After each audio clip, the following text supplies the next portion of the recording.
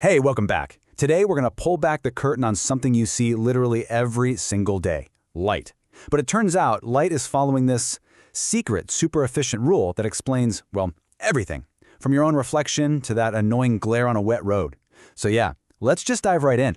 It really all kicks off with a simple question, right? You look in a mirror, you see yourself perfectly. But you look at a wall, and you just see, a wall. They're both solid surfaces, and light is hitting both of them. So what gives? What is the actual difference? That's the mystery we're going to solve today. Okay, so to get to the bottom of this, we need to start with the absolute basics. Reflection. At its core, it's just this. Light hits a surface and bounces off. That's it. Sounds simple enough, right? But the way it bounces, that is where all the magic really happens. So first, let's just look at the what. What is the actual rule that light follows every single time it bounces? This is a law of physics that's been understood for centuries. And you know what? It's just beautifully simple. And there it is, the law of reflection. All it says is that the angle the light comes in at, that's the angle of incidence, is exactly equal to the angle it leaves at, the angle of reflection. So if a ray of light hits a mirror at, say, a 30-degree angle, it's going to bounce off at precisely 30 degrees. No exceptions. Every single time. Now, to really talk about this properly, we have a few key terms. See that yellow ray coming in? We call that the incident ray. And the blue one bouncing off? That's the reflected ray. But the most important part is that dotted line right in the middle. That's called the normal, and it's just an imaginary line that's perfectly perpendicular to the surface. We measure both of our angles from that normal line, and they're always equal. Okay, but this is where it gets truly fascinating. Knowing the rule is one thing, but why? Why this rule? Why doesn't light just scatter randomly? I mean, why does it bother to follow this perfect, precise symmetry? Is there some deeper reason for this elegant little law? Oh yeah, there is. And honestly, it's one of the most profound and beautiful ideas in all of physics. So let's get into that deeper why and uncover the principle that is secretly running this whole show. This right here, this is Fermat's principle, and it is a total game changer. It says that out of all the possible paths that light could take to get from point A to point B, it will always take the one that is the absolute fastest. Now notice I said fastest, not shortest. The path of least time. A great way to think about this is that light basically has its own built-in GPS that's permanently set to find fastest route.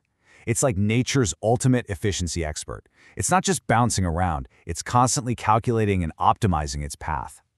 So, how does this obsession with speed create the law we saw before?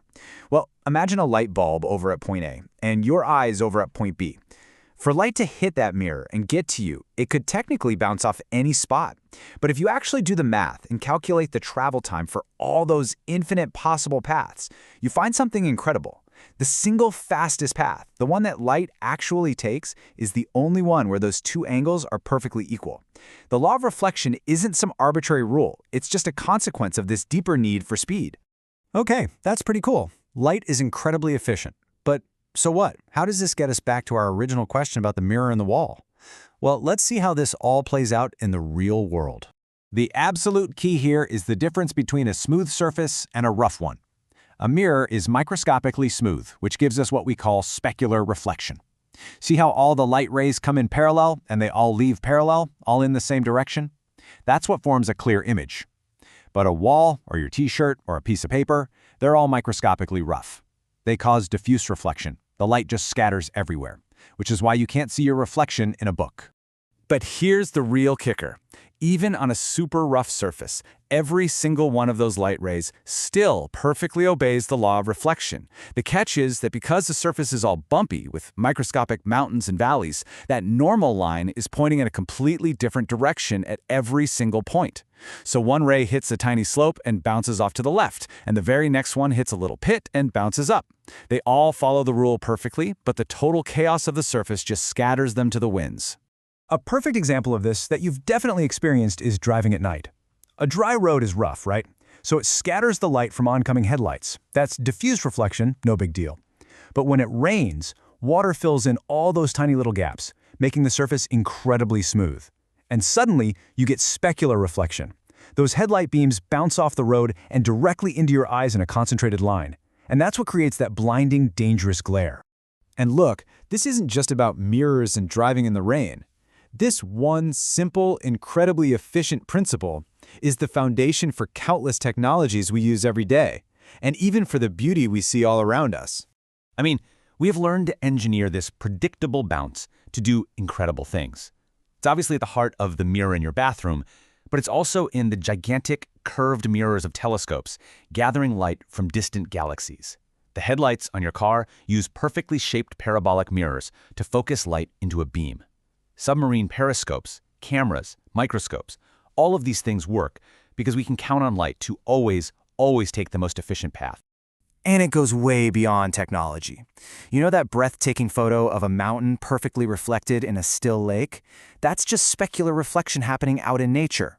The surface of the water becomes smooth enough to act like a giant, perfect mirror.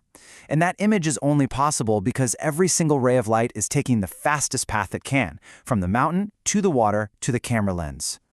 So there you have it. The secret rule of light is just that it's lazy in the smartest way possible. It always takes the path of least time. And this simple drive for efficiency creates the predictable, elegant laws we see everywhere. Which kind of leaves you with one last thought, right?